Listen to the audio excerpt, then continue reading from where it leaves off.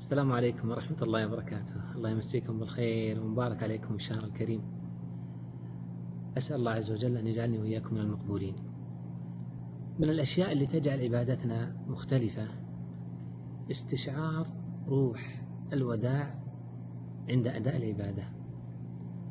ولذلك النبي عليه الصلاة والسلام في مرة من المرات ألقى موعظة على الصحابة، فقال الصحابة: يا رسول الله، كأنها موعظة مودع فأوصنا. استحضروا روح الوداع.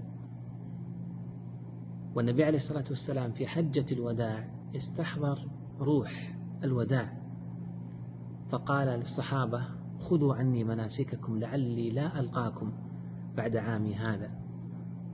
وقد روي عن النبي صلى الله عليه وسلم أنه قال الواحد: إذا قمت إلى الصلاة فصلي صلاة مودع، أو كما قال عليه الصلاة والسلام. إذا استشعرنا واستحضرنا روح الوداع عند أداء العبادة ستكون العبادة مختلفة.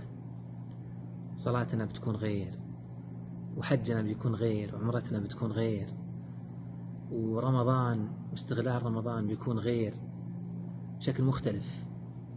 لأن اللي يستحضر روح الوداع عند أداء العبادة بيحاول يستغل كل لحظة ويؤدي العبادة على أكمل وجه، لأن هذه الفرصة قد لا تتكرر مرة ثانية.